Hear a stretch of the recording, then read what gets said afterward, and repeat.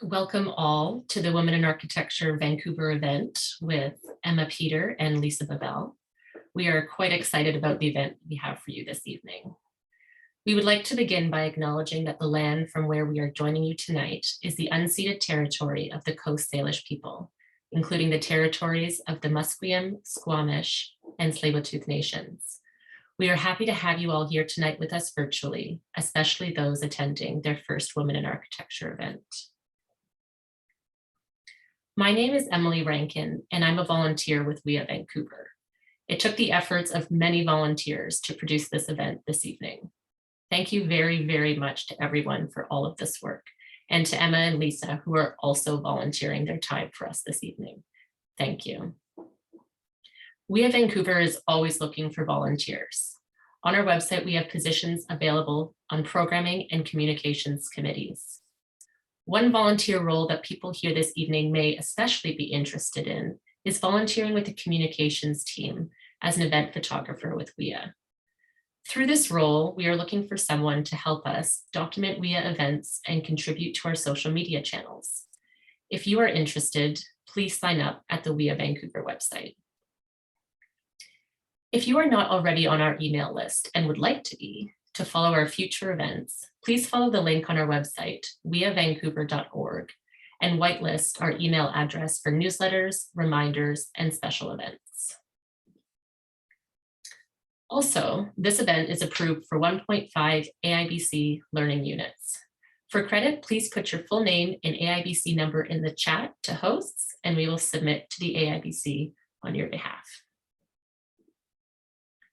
The event this evening will consist of a presentation by Ema, followed by a moderated discussion with Lisa Bovell of Mcleod Bovell Modern Houses, with time at the end for questions from our audience. For the Q&A that will happen close to the end of the seminar, we have created a Menti presentation. Please go to menti.com, M-E-N-T-I, and enter the code on the screen. You are able to post your questions on this platform and also give a thumbs up to questions you find relatable and you'd like to be asked. From now to the time of the Q&A, you can enter your question on Menti.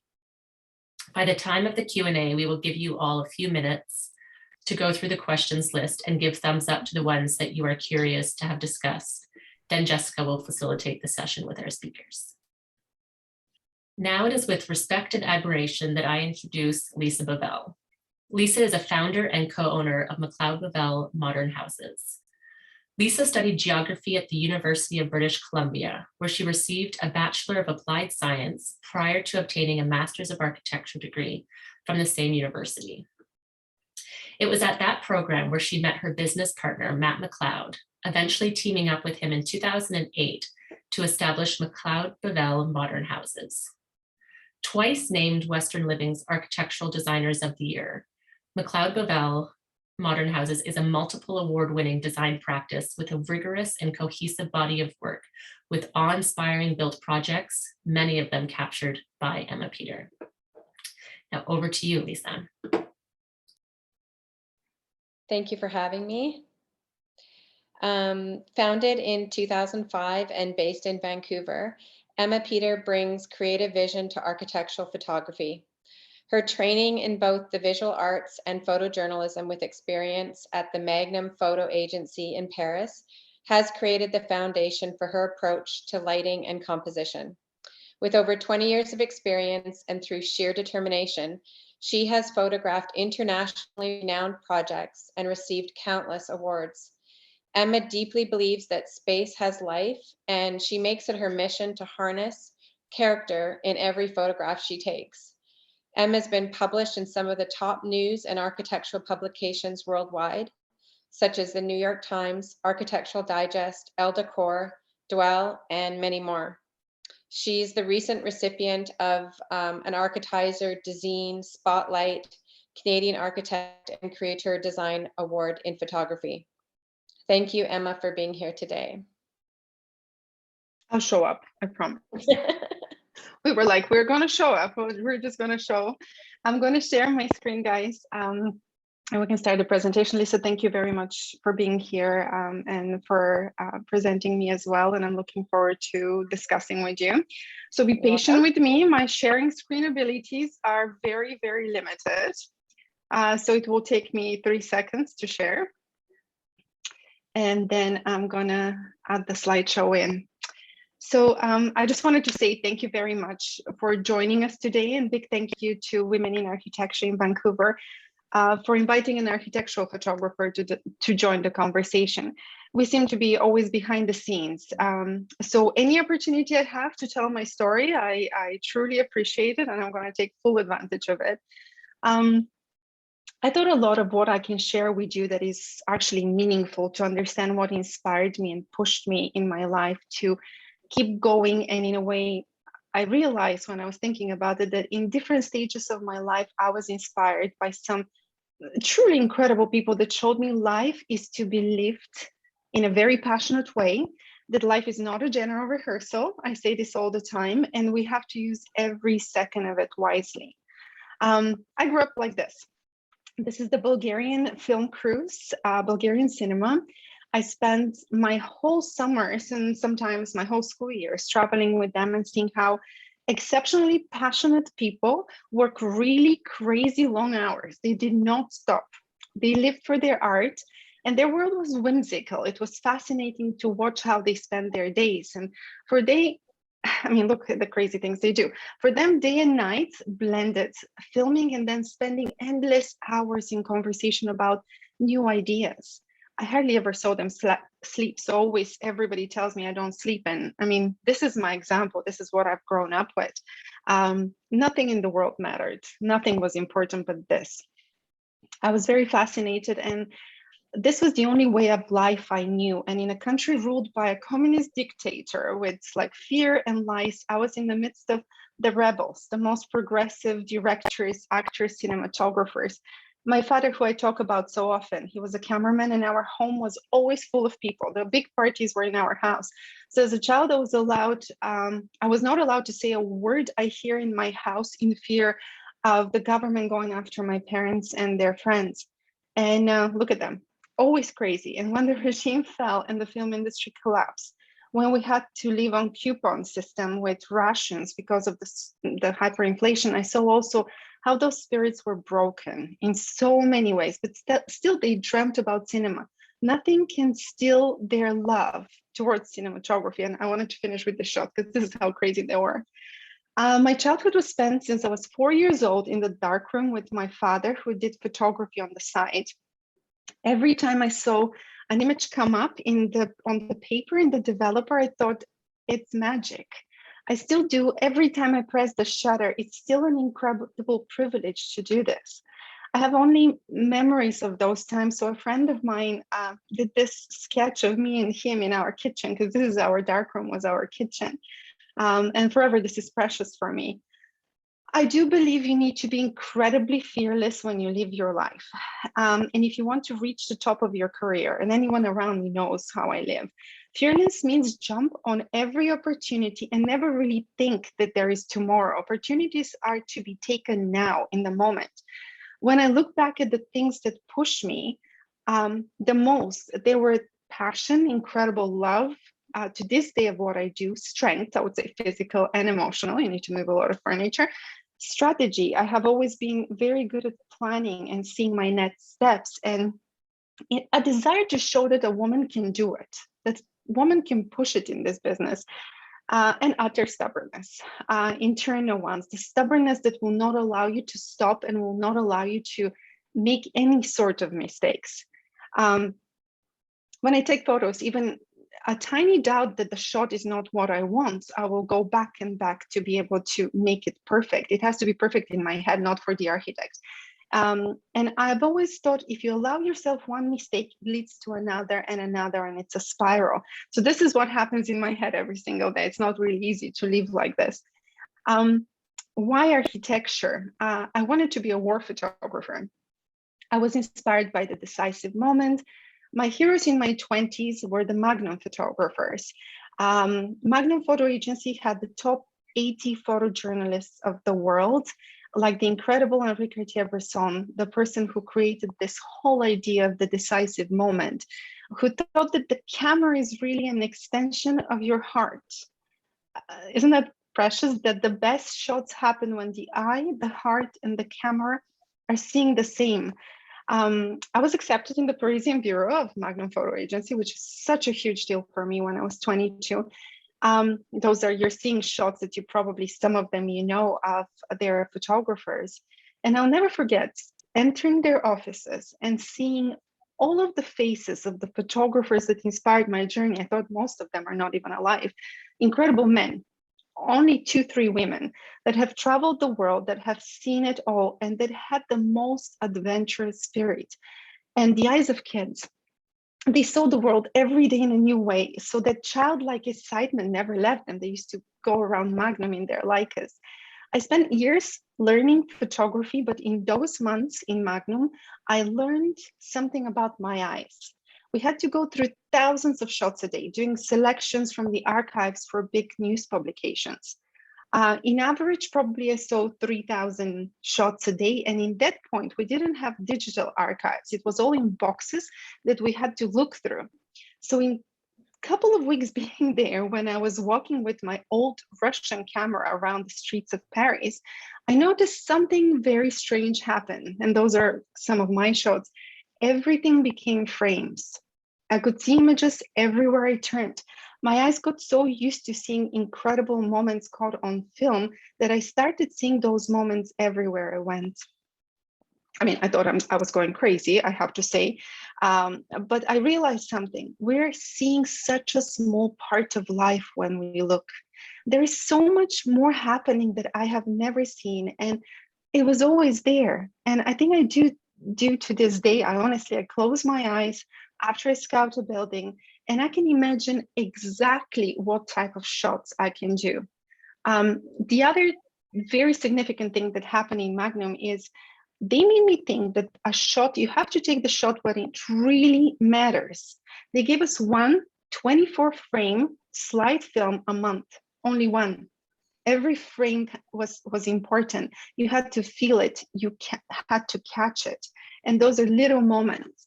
So in my journeys through Paris, I ended up with my uncle, who's an architect, in Le Corbusier Villa La Roche.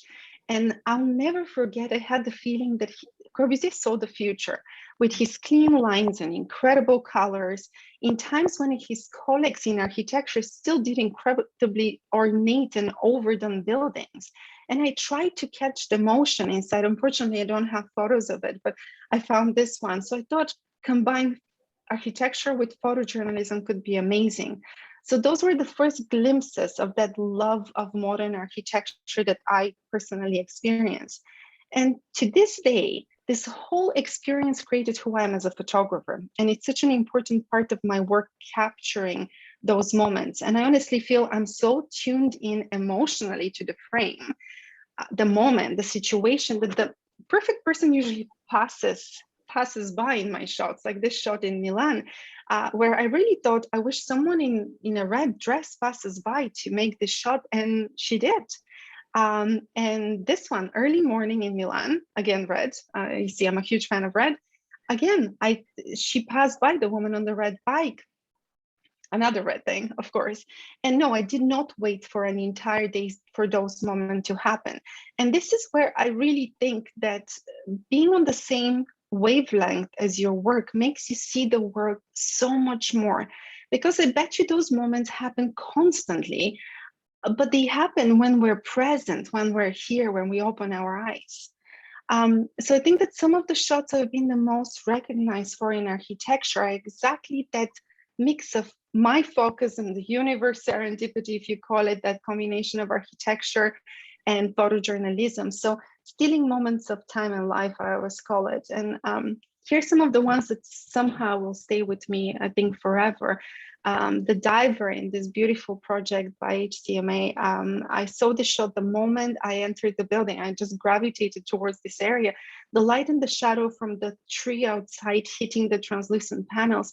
I just needed that moment of the perfect dive. And this shot confuses a bit the sense. It's as you know, you don't know exactly what you're looking at with the panels.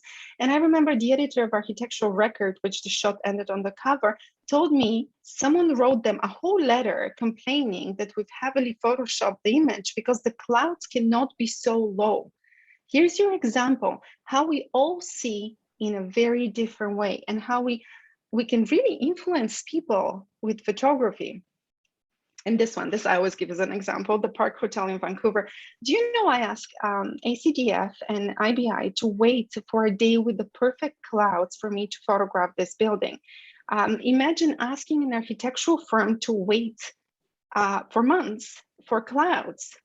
When they've just finished, they want to get it out there. But when the day came, the impact was so strong. And somehow people were surprised, even people that were passing by this building every single day.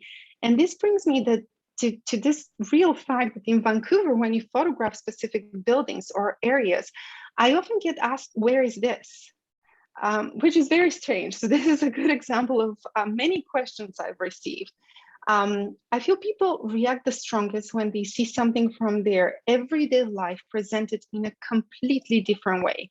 And this is what I always ask the architects and the designers to think about. Where is that shot in their project? What do they think that shot is going to be?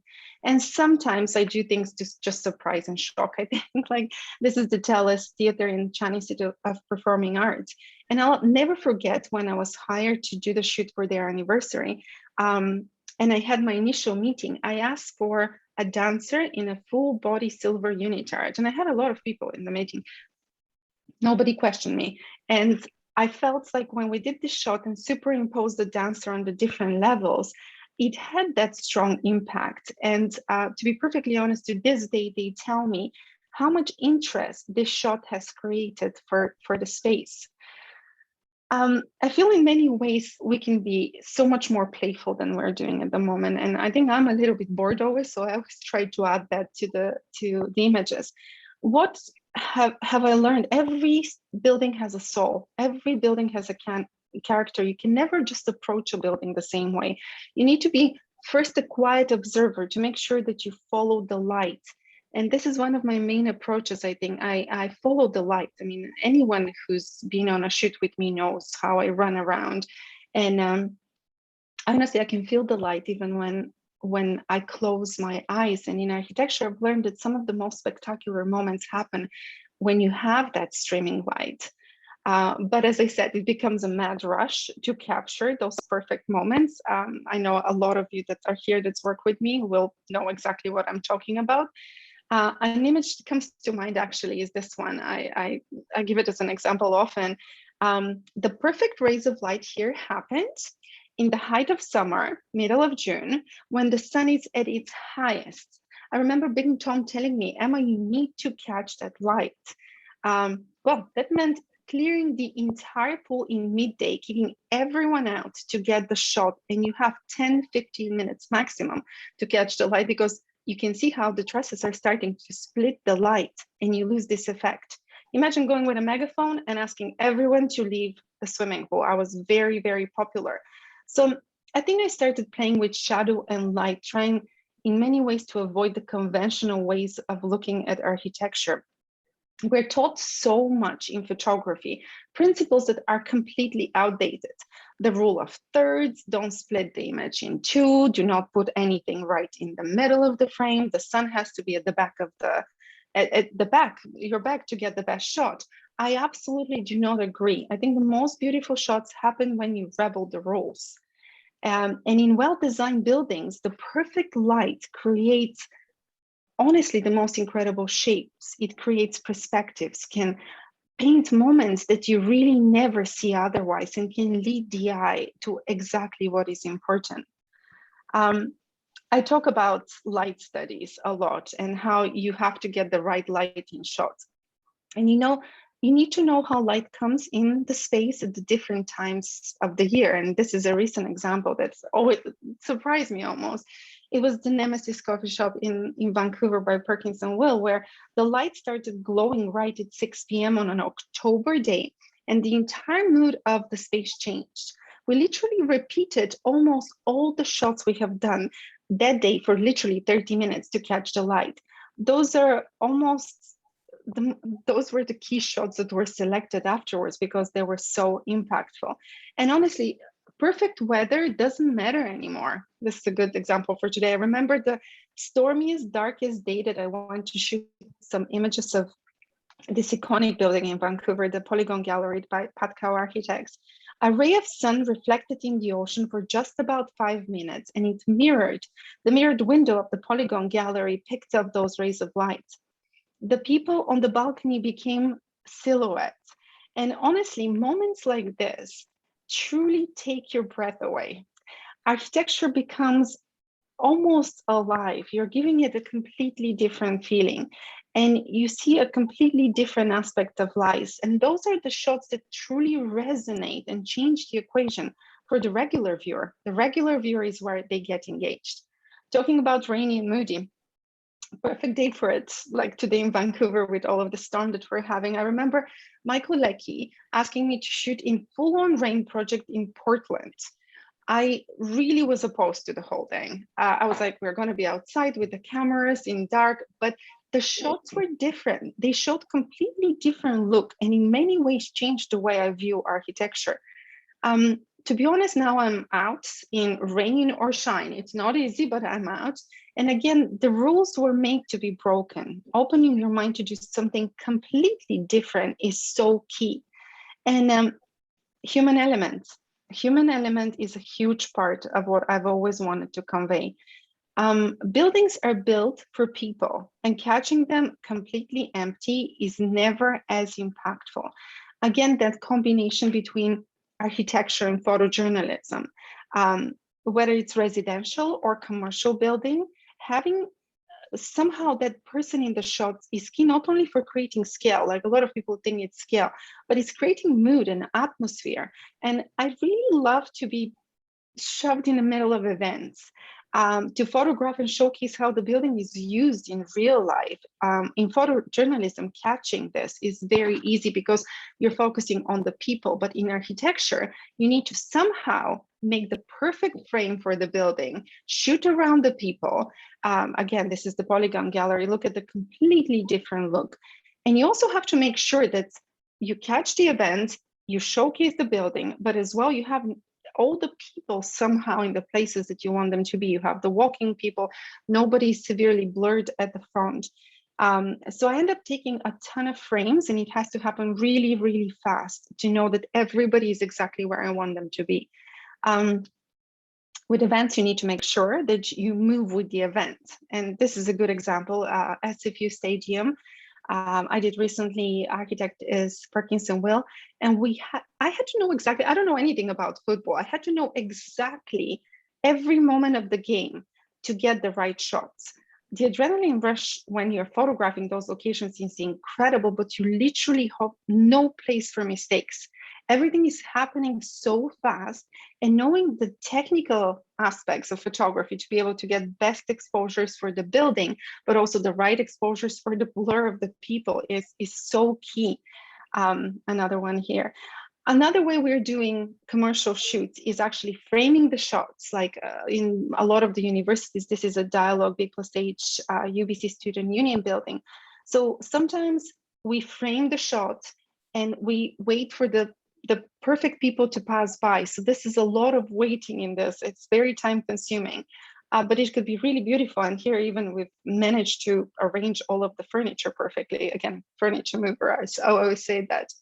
And another example, the shipyards, I wanted to give it for Lisa, because Lisa's children are in this shot, which happened randomly to be skating around.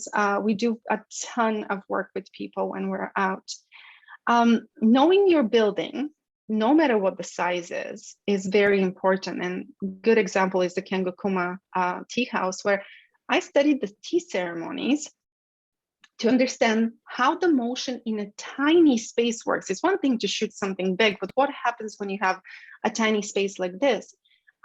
So I studied and I worked with a tea master to learn exactly where the guests are coming in and out. What is the relationship between the guest and the tea master? So no matter if you're photographing or a small or a big building, knowing your environment is key. You can't just show up. And my biggest goal recently has been to somehow understand what people need visually nowadays. There are 1 billion images uploaded in social media channels and in Instagram, all of those in one day, 1 billion. With so much visual information, what exactly is the type of images that stops us in our tracks? And why I'm so interested, I would say, and what drives me a lot is to make sure that my work and the work of the architects and the designers I work with is being seen, that people will stop, they won't ignore the project, and they'll explore more of the projects. So I called it the one image research. And this image is a huge example. I'm sure Lisa and Matt are quite tired of seeing it everywhere, but this image was published literally, like, I mean, it's been reposted so many times, it's published so many times, and it's brought huge attention to the project, won awards. And this is my question: can one image be the top of that pyramid, which brings the viewer to explore the rest of the project or the entire portfolio of work of the firm? So the more research we do, the more we and ask clients, is this the case? It seems to be. And Lisa and I maybe can talk about it afterwards, how she feels about it. But why that image? A recent study shows that people nowadays long for, they want to run away from the stress, really. We have such a busy multitasking world, and everybody wants to go back to a state of simplicity and a presence of the here and now. And almost like we need that spiritual need, regardless of our stress levels, to somehow be calm, be in a loving environment. And when you think about it, media bombards us with very supercharged images, while what we're noticing attract people nowadays is simply that return to a state of tranquility. And this is kind of one of the most interesting studies that is coming out at the moment. And for me, it's quite interesting because I'm always trying to understand what attracts people. And could it be as simple as creating an escape for our minds? And I'm seeing the most impactful accounts like Architecture Hunter, Ignant, they're going towards that more dreamy, calm, monochromatic images. And in our work, we're noticing that some of the most impactful shots that people gravitate to are very similar to that. And I'm giving examples where I feel like we've achieved that sense of peacefulness and calm. And a lot of the West Coast architects are aiming for that different look, more rainy look, like a little bit cooler as color temperature as well. So the photo shoots for me, in many ways, now are about strategy. How are we photographing? How are we telling the story of a project? How are we engaging the viewer? The publication, what type of target market are we aiming for? I have to say, years of reading, you'll laugh now, Stung too, love him, Harvard Business Review, and are coming really handy in actually helping somehow my friends, the designers and architects, to somehow achieve their goals. And at the end of the day, we are here to showcase the project and to win awards. But end goal is attracting new clients or the right clients. What has been the journey as a female? I get asked this very, very often. I came to Canada and nobody wanted to hire me. The top architectural photographers were always male. I had no role models to look up to. Most of the women were assisting or photographing vignettes with flowers and pillows in interiors mainly. And the only firm that gave me a job was VRX Studios. They were the Expedia, they provided images for Expedia for hospitality. And my salary was $135 a day, and I traveled the world and shot hotels. 260 days a year I was on the road. For my Canadian colleagues, this was a very low paid job. They did their job well, but they didn't put, like, I would say 100% from me coming from Bulgaria. And where my salary as a TV presenter was $50 a month, I put 24 hours a day to be able to do this. And I became head of photography very quickly, which gave me the exposure to be exposed to a huge business side of photography. I met with some of the biggest brands. I was part of RFPs. I did a ton to actually understand not only the technical side of photography, but all of the possibilities that business gives you. So being a good photographer is great. Being a good businessman is really, really important, because this helps you move forward and help people around you move forward. I started my own firm parallel with what I did as head of photography for Expedia. So when people ask me about my overnight success, I always laugh and remind them about Malcolm Gladwell's 10,000 hours and how it really takes 10,000 hours for me to be where I am. And talking about hours, we work from Tina and I, who everybody knows, we work 16, 18 hours a day in the summertime. I consider both of us are mothers. And in my case, for a year, I was a caregiver. We work on minus 40 degrees and then fly and shoot at plus 40 degrees, or we fly overnight to Hong Kong or Europe and work the entire day. And at that stage of my career, the pressure is enormous. We photograph some of the biggest projects. You really can't make any mistakes. Every shot has to be extremely impactful. And something very funny has happened recently. Many of the projects that we do are public buildings. So with public buildings, everybody can photograph it. Everybody can take a photo from their balcony with their iPhone at the incredible sunset that happens once a year.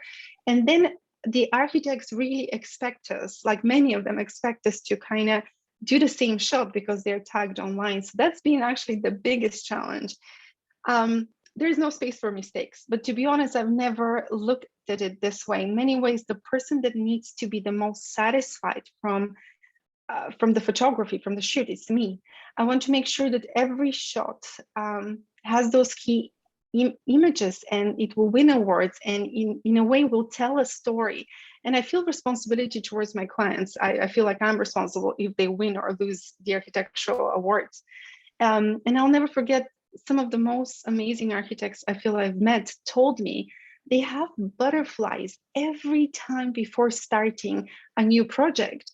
I think that internal pressure, I feel it all the time, makes you push more and more, and it never makes you satisfied with what you do. And this reminds me of a very good quote by Imogen Cunningham.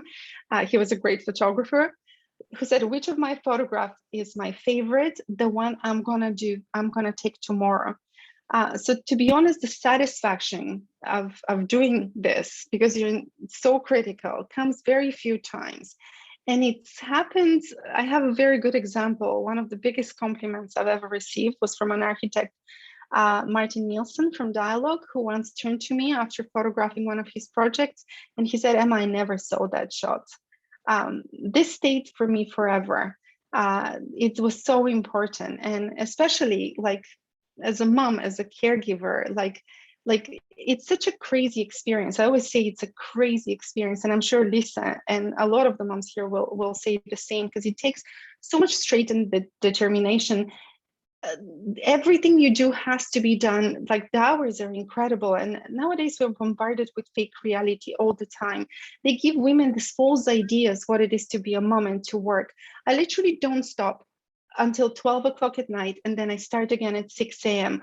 and I don't feel guilt though. I know my children will grow up seeing someone who truly loves what they do, and someone who will hopefully inspire them to push forward and to break the rules. And at the end of the day, the key is to inspire, to create a reality where people can escape even for just a little while. We create a new world, an exciting one. I keep saying everything you can imagine is real. And as a photographer, I get to do exactly this. My mind creates the world that you see. I feel this is the biggest blessing. So thank you so much. Hopefully this was useful. I try to touch on everything, and hopefully Lisa and everyone else will appear magically. Thank you, that was great. I learned a lot. I thought I knew you pretty well, but I think I don't. Yeah, it's a lot of things. I think in a way, like, it's so funny. For this talk, I really thought about talking honestly instead of like just like, I think in many cases you give such a like a fake reality in so many ways. Like, so it is so much better for people to actually see exactly what the challenges are, exactly what we struggle with, and especially from a photography perspective, there's so much going on, and the amount of passion you need to put into it. At least I know you do the same. I know we have conversations when we're both working at crazy hours. Like, I think the work that needs to be put in has to be put in, because otherwise it just it never happens. I think it never happens, for sure. And you're definitely not, I mean, you're not satisfied if the effort that you put in isn't 100%. And I think maybe part of it has to do with the amount of pressure there is in our personal lives too, that if you're taking time away from your personal life, you better be really fully committed to the thing that you're doing. And I think that's Exactly. where maybe our mutual commitment comes from. But I think we always talk with Lisa how a little or less we kind of push each other. That relationship is like extremely important, like the relationship between an architect and a photographer. Yeah. And like some of the biggest architects have done exactly this. They've had that relationship, because knowing the person, there you go, you learned quite a lot more from me now. It's important. Yeah. So, I mean, I thought we could have a quick conversation about how that idea of collaboration has impacted our careers. Do you want to start, Emma?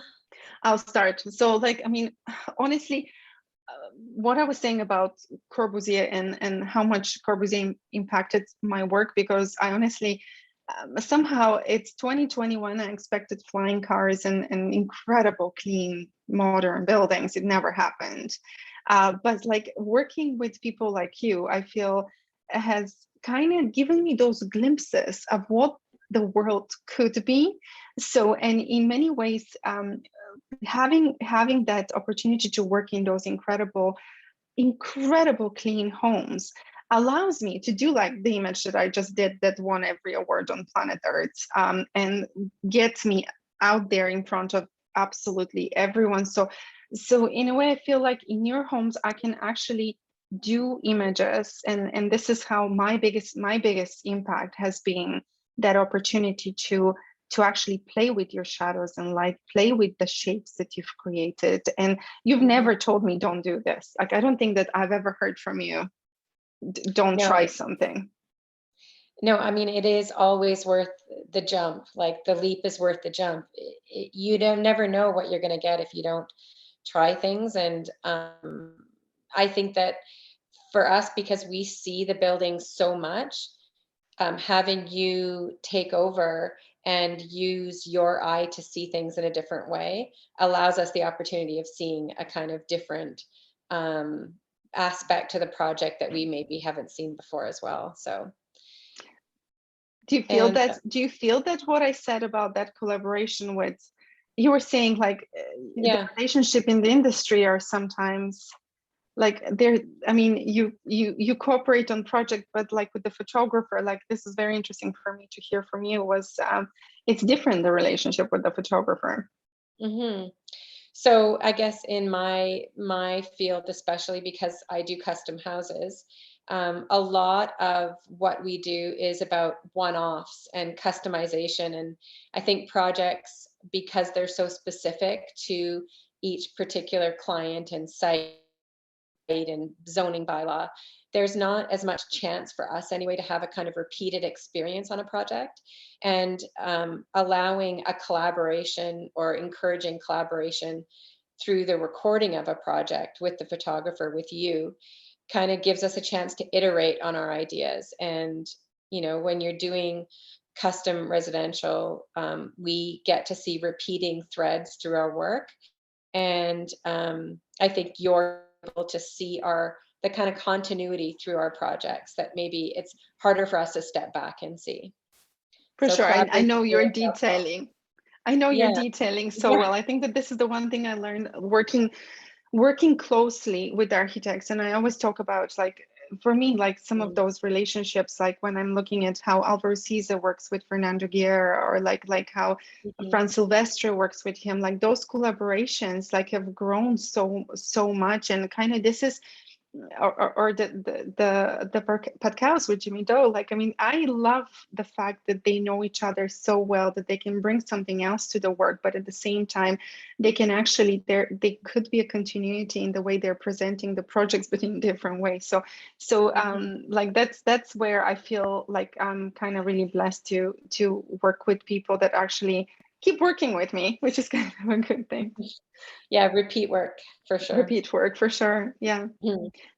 We were talking about with you about like challenges on projects and how sometimes, I mean, with your projects, there are challenges that we try to work on, and it's mainly accessibility of where they are. They always perch somewhere on a hill, which like doesn't allow you to see the whole project, like the full project. We can always give snippets of the project, but we can't really show the full project that we always talk about.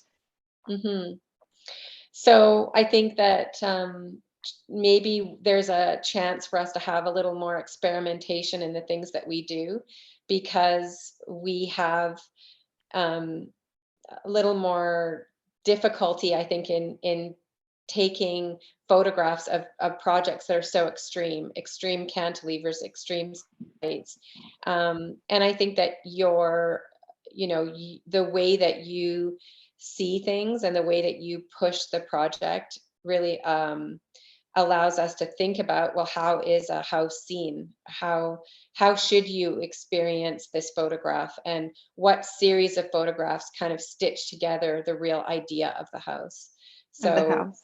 Yeah, and the story of the house. And yeah. I love the fact. So Lisa's not a big fan of a lot of like of the drone photography. So I remember having this crazy conversation in the middle of a shoot with her.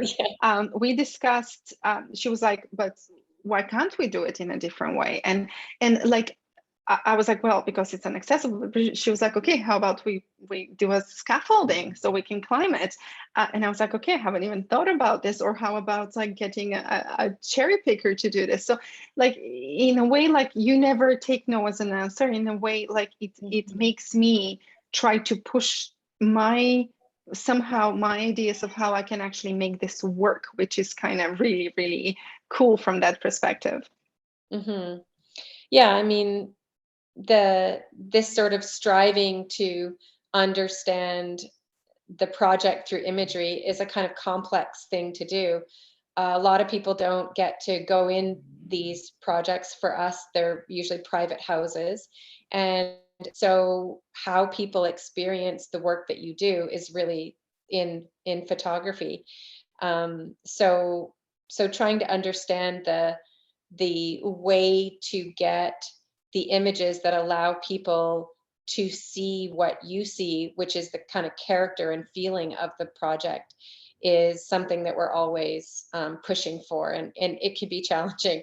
It's not, we are in our work, we don't ever seem to have like the little cabin in 6 acres in the woods. In the woods. It's always the expansive, like concrete, you can understand the whole project in one image, essentially. So no, but like when we were talking about the one image, I was very curious to ask you about this. Like, do you feel there is something like this? Do you feel that like an image can trigger people? Like it just, for me, like that, like especially the last shoot we did, like the image went, I mean, this image went literally, I mean, it's everywhere. Like I honestly like was very curious to see this happening because I'm researching so much. I have whole papers on psychology. I literally, my desk is full of psychology benefit aspects of photography. I'm reading every possible clinical psychiatrist, what they've done. So it's quite interesting to hear what do you think that clients are somehow attracted to, or do clients somehow go back to specific images and talk about them? I think that clients sort of vary in their kind of sophistication of the consumption of imagery. Yeah. And so sometimes it does take an image that is very explanatory of something, that has a kind of clear message, in order to get into or to, like you say, gravitate towards or keep moving through the rest of the project so that they can understand it. I don't know, maybe it's because of the scale of the projects that we do, but one image, it's difficult to describe a whole project with one image. But in today's world where an image gets flashed by you in such a quick time frame, having an image that that forces people to just stop for 1 second is a thing that we're in. And I don't know how I feel about that, the kind of consumption of imagery. Yeah, totally, Kind of a totally. tough one. You're in the kind of consumption of imagery. I'm trying to I'm trying to convey a feeling of a kind of spatial idea or a three-dimensional idea. And so it's a sort of complicated thing for me, but I do see the kind of need to have an image that is grabbing for people and engaging for sure. Yeah.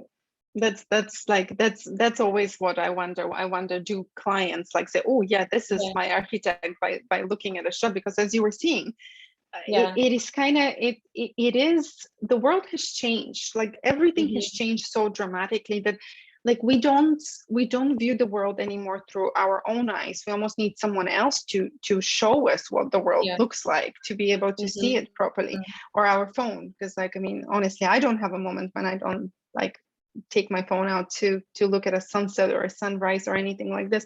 But it's just more interesting from a kind of marketing perspective, and that combination Yeah. of marketing and photography. Do you feel that there's like a special feeling that you get knowing that you're like the first one to see a project? Oh yeah. Oh yes. Yeah. I mean, honestly, like you have seen me go into the projects. I do look like a Mm. like a 5-year-old. Yeah. I get so extremely excited, and especially like when you enter and when you see those moments, because as I was saying, I feel I can frame now so well, like in my head, like I can see the angles, I can see the flow of the building, I can see exactly somehow the architect's intent very quickly. So sometimes now Mhm. when architects talk to me about the project, I'm like, I'm fully aware of Yeah. the things that they try to do. So I keep quiet still, because this is their baby and they're giving their baby to someone else to take care of. Like, so you can't just barge in and say, oh, I know what I'm doing. So you need to still be respectful of people. Like I'm trying to be, I'm kind of, but I do have moments when I've literally entered a project and I haven't seen it and we had to photograph it. And Mhm. I would just go crazy. I would run with the light. And that's why Mhm. I was saying a lot of people have seen me look like a mad person, Mhm. like trying to get those shots, because it's the photojournalistic aspect of it. You almost feel like it's a hunt. Mhm. I was talking to a client just recently. He gave me a really good example of what he thinks I do. He said, "You're hunting. This is a hunt for that light, for that image as well." So I feel I'm very privileged, but also the pressure is enormous because, as you were saying, people are Mhm. actually going to know your project by those Mhm. shots. Are you going to win awards with it? Is it like Darcy Jones and I had a discussion about this? I told him I feel like it's my responsibility for everyone to win somehow awards, because the jury sees only the images of shots, and this is where things get really complicated on photographers' ends, I feel. Yeah, I mean, for sure. There's there's a kind of moment there where it's the first time we get any significant amount of time in the house as well. Often it's the one moment where everybody's cleared out, the house is lived in, it's completed, and we get a chance to see the house and reflect on it and be in the space and see it. So you know it it's like just a moment in time that you have where the house get comes back to you. You get to be in it and see it and experience it. And it isn't a construction site and it isn't the client's. It's sort of the one moment that it's back to being In yours. the And middle. yeah, in the middle again, it's sort of neutral territory. So it does feel a bit to me like we're both seeing it for the first time when it's being photographed. And the photos are a little bit surprising sometimes that come as a result of that. So hopefully in a good way. Hopefully in a good way. But like, Yeah. do you feel an architect should be given the opportunity to actually inhabit the space, or do you feel like this should be part of the contract for you to actually spend a week living in that house? Like, I always feel like, how do you go from concept to building to doing all of this, and then you fully don't get time to like experience it like a human being? Do you think that would be beneficial? It is a strange thing because when houses are in construction, they feel like they're in construction. And then there's a certain point where the finishes start to go in and it becomes kind of more personalized and more closed up, where you feel like you don't have access to the house anymore. And it starts to become more like the client's thing. And then when they move in, it fully is. And then I don't know. For us, it always feels like it's theirs. For me, anyway, it's not. It never is ours. When it doesn't exist, it's ours. But then, as it Yes, starts to form, then the ownership transfers to the client in some strange way. Except that moment where we get to go back and photograph. for sure. And like maybe move a lot of the furniture, because it's really hard. Like Lisa and I we move a Oh lot of my gosh, things, shall we say. We've we moved moved one really thing. heavy tables like multiple times to be able to either take Yeah, them out of the shot or position them where we want. And yeah. this is very interesting for me to see how, because I work with interior designers and with architects, to see how the architects want to clear absolutely everything out, and the interior Mhm. designers want to bring a lot more stuff in. So do you feel there is a balance in the middle? I mean, like, it's funny, like with the publications, and we've talked to quite a few of the PRs.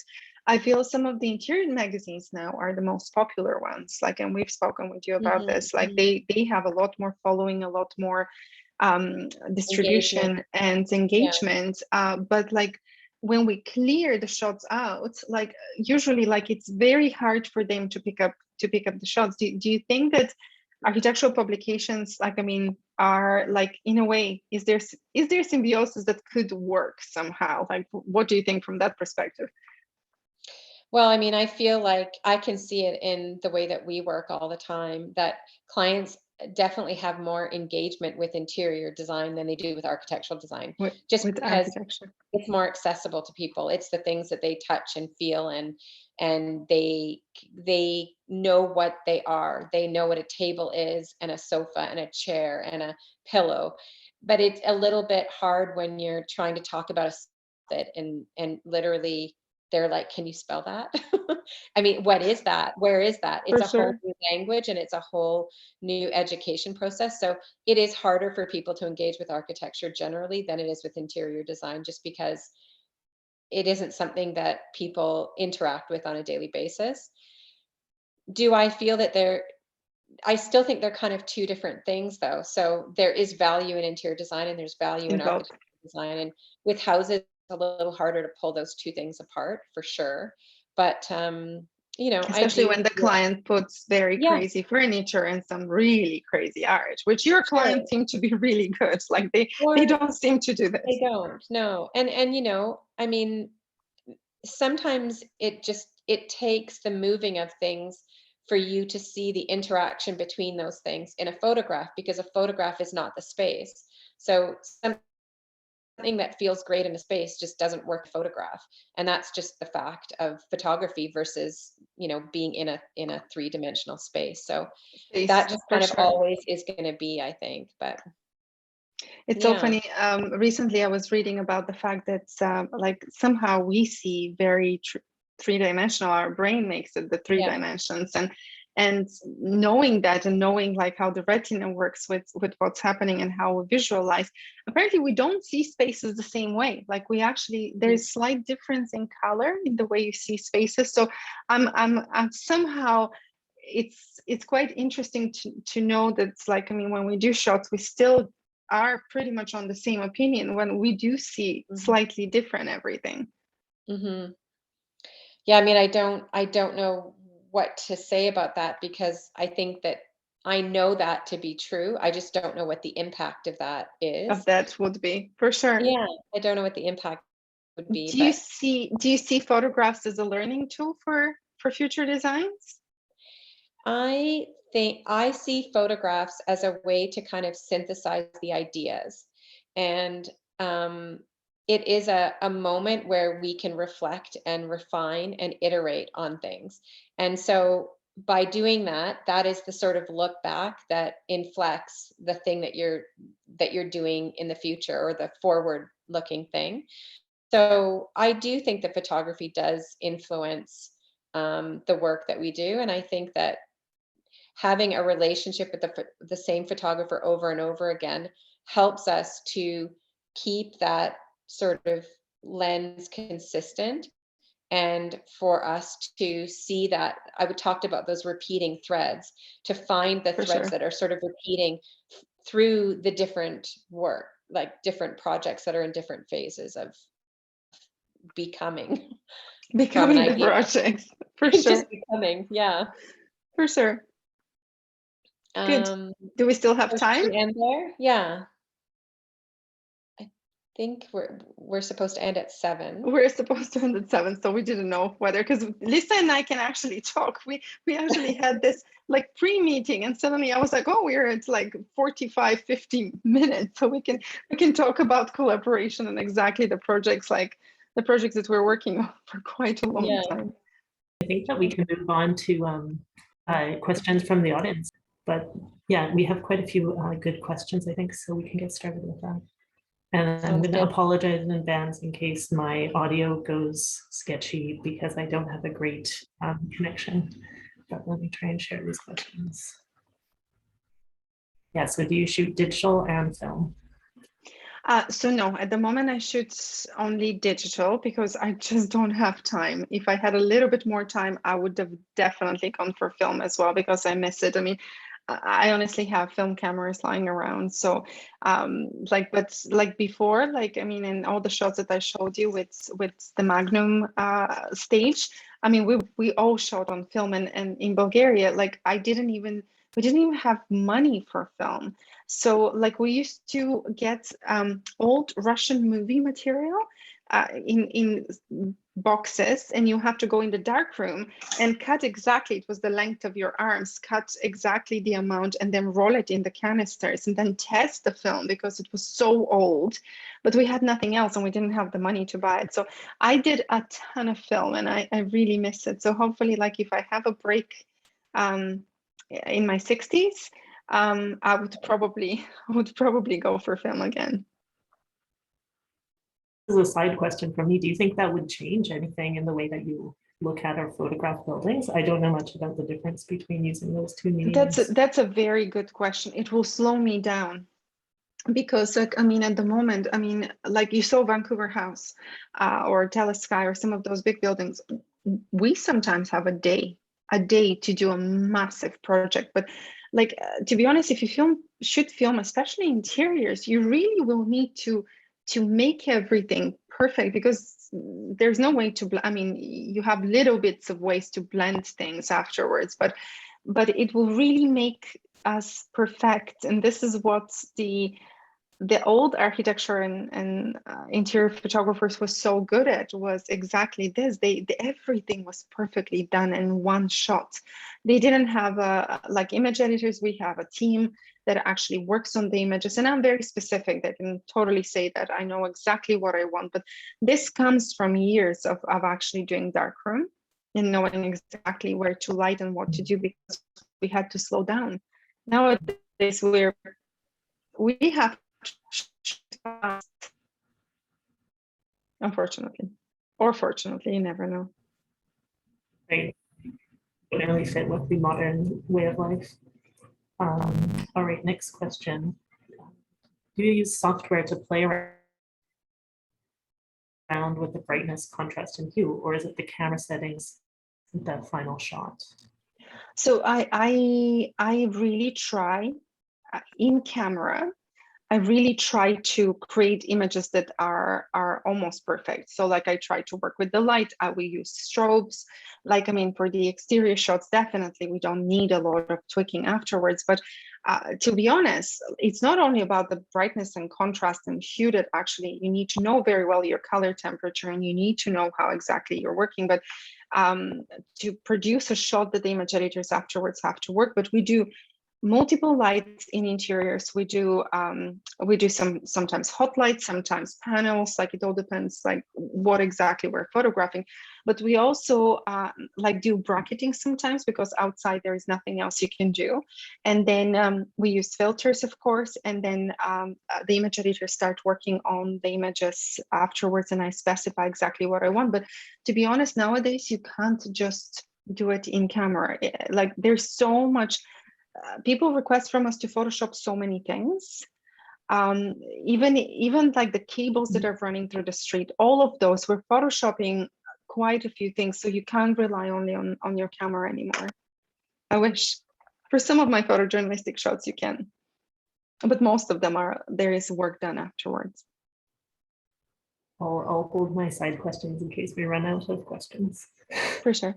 Next one from the audience is, what role does social media and brand recognition play in sharing your work and reaching new clients and audiences?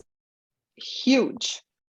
So I think that when somebody tells me, oh, I'm not on Instagram, I'm not on social media, this is not important, like my ideals and my principles are much more important, I'm always like, okay, so the world has changed. When you look at the new generation, even they don't even communicate in any other way. So having a strong brand presence and understanding that it's not really the most successful firms, they've created an image around one person. Yes, we want to talk about the quality and everybody in the firm being visible and things like this. It's really not the case. You have to have one person that takes that burden. And then from then on, you create this brand identity around this one person. And at least in architecture, I've seen it happen. I mean, when you look at how David Adjaye is, or how Björk Ingels is, or how pretty much all of them, all of those, like, I mean, call them star architects, call them really smart brand and marketing people. In a way, they've created something in architecture that is very different. And I do the same with me. I don't post a ton of videos of me talking or doing anything like this, but in a way, I'm constantly showcasing images or showcasing what we're engaged with. And those, I mean, what do I have, around 50,000 followers now? Honestly, it's given me such a visibility, and this is where the importance is, the actual visibility. Because if you're not visible to the world, you're not visible to your future clients as well. So working on your marketing and brand strategy is so important to get new. I know Lisa and I have had massive conversations about these things, and I've had them with quite a few people. I think it takes a very little bit of effort to actually be present in the social environment, in the social media environment at the moment. But if you don't do it, nobody knows like who you are, and you could be as talented, as crazy talented as you possibly can be, but if you don't work on this, the business side, nobody will notice, you know. So that's why even entering competitions and being out there in front of people, it's important. It takes time, like even talks take time and everything else, but at the same time, this is your brand, this is your face in your firm. So so I definitely encourage everyone to actually really look into this, because it's going to be the way of the future, whether it's going to be through Instagram or through other channels that will appear. It will be the way of the future. I can talk about this forever. Yeah. I've found with that people's awareness of architectural photography has changed. It has. Do you know, like the one thing that I absolutely to me, it seems love, so much more easy. Exactly. No, I think that what's happened, especially with large accounts that are actually posting architecture, and what I notice happens to me is people in Vancouver got really engaged with the architecture here because of specific images. Do you know, like we can't put our, like literally Tina and I cannot go outside and put our camera in a public space without even 2-3 people coming and saying, hey, we follow you. Like they have nothing to do with architecture, but it's showing their city in a very different way. And I feel like if people are more engaged in architecture, this gives a lot of more opportunities to the architects. And I always say that my biggest goal is the visibility of my clients. And if people actually start to respect a lot more architecture and respect like what the architects are doing in general, like I think that the somehow opportunity to do some incredible projects and somehow people to see that this is not just this like moment when you have to build your house or build, that you can engage in a different way with the actual like commercial buildings and the buildings that you're seeing every day. I think this is very important. So I think it's changed big time. At least for me, I'm seeing how the general public is so interested in what I'm doing, which has been lovely. That's great. And as an architect, I appreciate that you are helping people become more literate about architecture and appreciate it. I think it's great for everybody and for cities in general. Okay, next question is, Emma, you've had the unique opportunity to experience more contemporary architecture than most people. Have you developed an opinion on what architecture should be and what it shouldn't be?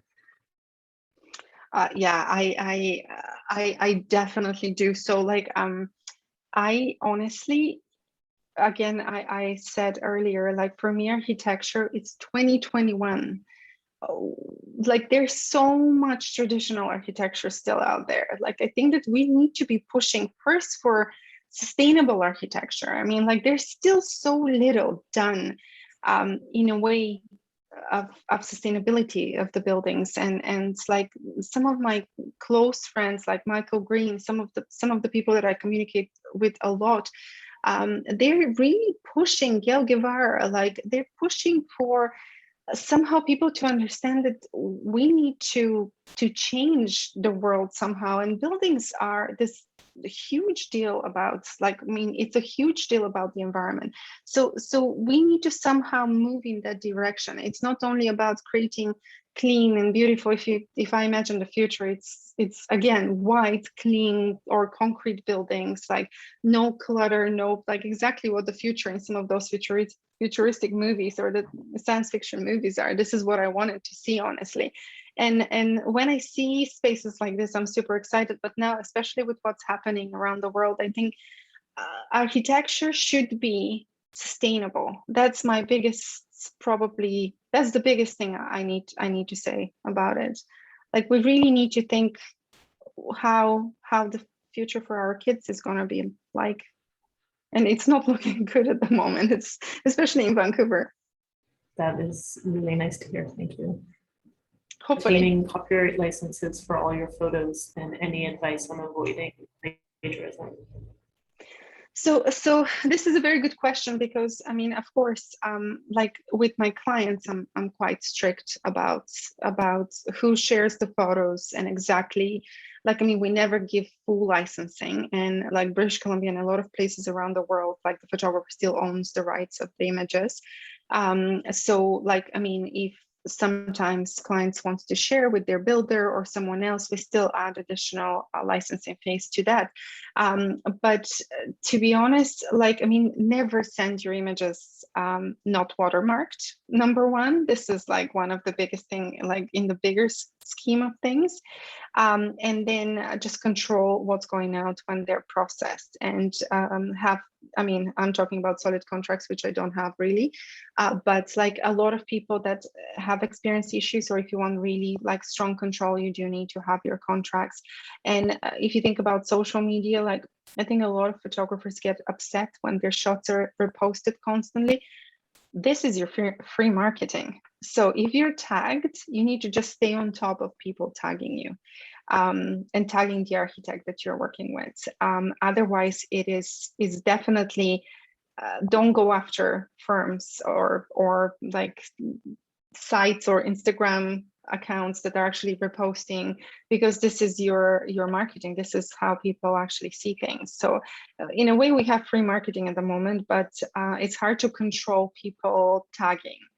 But I feel like nowadays somebody will notice your image and will say, okay, somebody's using your image. Yes, hopefully it's positive resharing and not taking anyone's credit. Okay, how much do you like to prepare with the architect and designer ahead of time? Do you prefer showing up and seeing how the work inspires you, or do you study drawings, etc., with the architect ahead of time? Never do anything with the architect ahead of time anymore. I feel like for some of the commercial projects, maybe myself and the architect will go, and a lot of the architects are avid photographers. So we will go and we'll have a quick look, which actually gives me a glimpse of the project. And but I don't spend days like scouting the projects or looking for the perfect angles. I do this with like buildings that are, like I did this with, say, Vancouver House, or buildings that are in the city, so you can look at them from every angle. There's so many angles in those buildings. But in most cases, we have and they don't have time. They spend probably 15-20 minutes with me just walking through. And recently, the architects have been more engaged to be on the shoots. Because we're trying to create specific looks, or we're trying to get a specific mood. So they look on iPads. It's not as usual as the interior designers. Interior designers do a lot more of this. They do a lot more of the prep. They want to be there for every little piece to be moved. I feel with the architects, in many cases, they will sit somewhere and work and they won't interfere, but they'll be there for me if I need them. But I would say it's 50-50. Some of them don't even come to the shoots. Like they just let us go and photograph, and we'll have that initial 20 minutes meeting. So there isn't a lot of prep, I would say, for architecture. And only if we have really weird locations where we need to be on a boat, or we need to be somewhere like in somebody's apartment to be photographing. Like this is where we do more prep, I would say. But I definitely like the surprise of going on a good day and following. And I've done this with a lot of projects, following the light, because then your reaction is much stronger. Your reaction is somehow, it's almost like adrenaline rush to catch that moment, but it's a lot better to be a little bit prepared. But definitely don't study drawings. I actually don't understand anything about the drawings. People send me plans and I have no idea. I just pretend I pretend I understand because I have to. And then I'm like, okay, I just have no idea about what's going on here. So I'm really glad when they come with me and show me exactly where the angles are.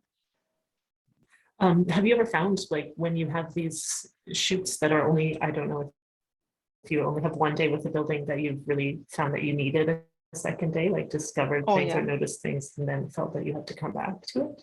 For sure. And I think that sometimes I've gone back to the project because I felt we didn't get everything. Because I mean, like in the height of summer, when you have like a 16-hour day, you can go, you can explore, but you still, especially with the bigger buildings and with the buildings in the city, I do a ton of high rises. I feel that you kind of need to figure out like how the light reflects off the building at different times of the day. And I think this happens in that initial shoot. You know approximately how the light moves. We use apps, of course, but you know approximately how light moves in the city. But if you're out of the city and if you're somewhere else, I pretty much kind of ask for that one day. I'll still be shooting, but I ask for a day to actually be able to observe the project properly, or to scout shoot, and then and most of those shots are usable, and then to actually do a second day or a third day.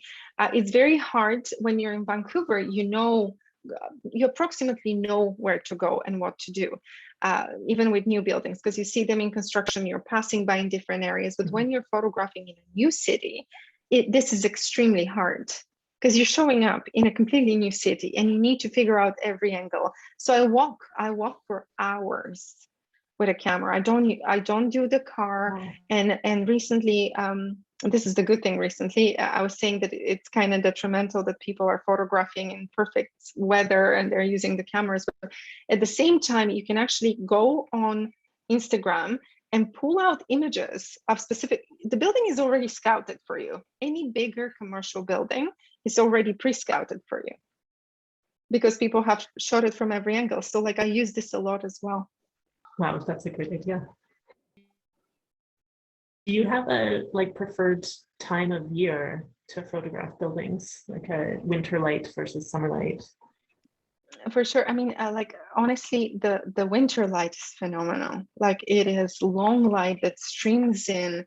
So I really appreciate kind of September is your perfect almost time, or beginning of October, because you have the streaming light coming through, but you still have enough of a time of a day and enough dusk to be able to shoot.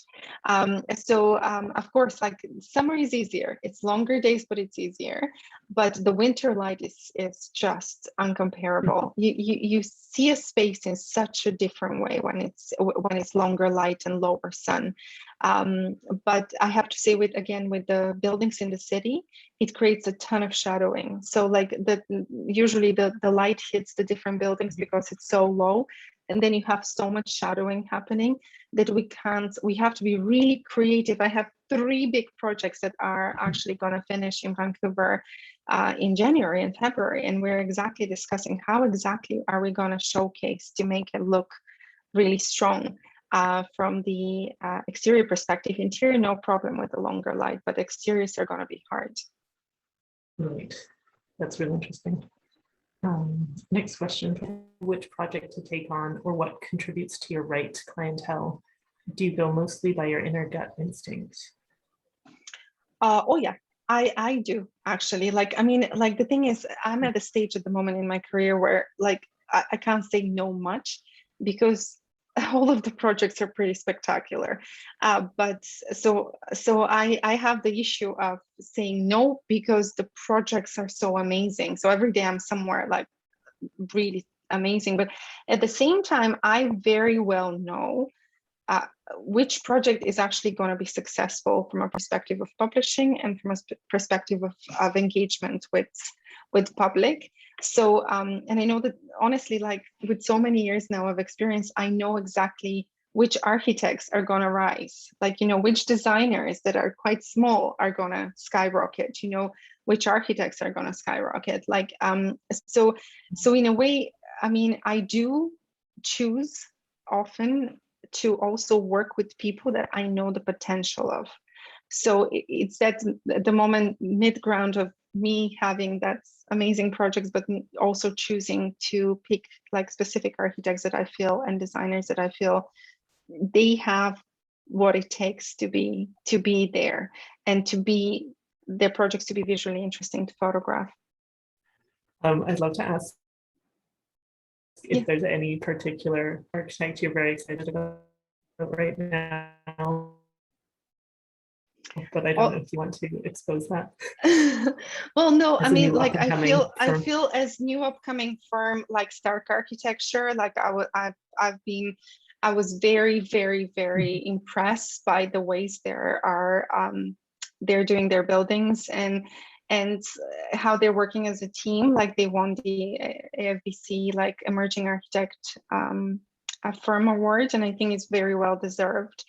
And they really try to do something different, and the way they're working with wood is very interesting as well. So there is a lot of things that I know that they'll do that will be pretty spectacular. So I agree with the Architectural Foundation with British Columbia that they deserve the Emerging Architect. Nice. Okay, what books and activities do you indulge in apart from your profession? How are you at your creative best every day? Do you have any daily routines or rituals that keep you there? So I'm terrible with this. I am so one-dimensional. I love photography, and if you leave me, I'll do photography 24 hours a day. I'm terrible at most other things. Like I can't do most other things. But I think that the one thing I do is I actually try to whenever I can, try to read the Harvard Business Review. I know it sounds strange, but when I'm reading the articles, whether they're about like business successes of specific like firms or studies on exactly what's happening at the moment in the like kind of economical world, and it gives me ideas. So it gives me ideas of how we can implement some of those things. So I usually, like, all my Harvard Business Reviews like have a lot of writing on them, because like ideas pop up as I'm reading all of this, and I have no idea how a creative person can have that side of the brain. But I feel if I wasn't a photographer, I was gonna be a strategist. I was gonna do strategy. I think some of those like well-known strategists, and like as I mentioned, Sun Tzu, this is my bedside book is Sun Tzu for sure. And I do like to remind myself things. I always have something that is around me, like a quote that says like everything you can imagine is real. I try to actually remind myself that's like, because life hits you. Like, I mean, like I have children, I have an autistic child, like I have so many things that have happened to me. And sometimes you become so jaded and so tired. And those are the moments when I feel you need to remind yourself that you're kind of blessed with your work. So for me, those are important. Having those somewhere visually around me, it's important, because we go in our own bubble very often. We become part of our own world. And when you think about a little bit bigger, all of those worries and like thoughts that things are not going well go to hell. So those are kind of my two things. I would say the business books and staying creative is reminding myself who I am and what I love doing. I think we'll do maybe 2 more questions, and then I'll hand it back to Emily for closing out. Sounds good. So the next one that's coming up is, Emma, how do you feel about photographing public buildings versus private houses? Is your approach different?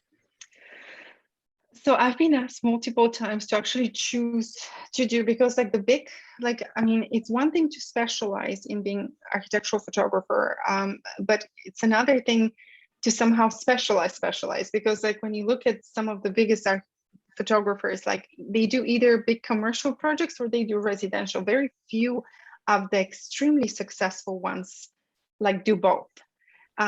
So in a way, to be perfectly honest, I can't give any of those up.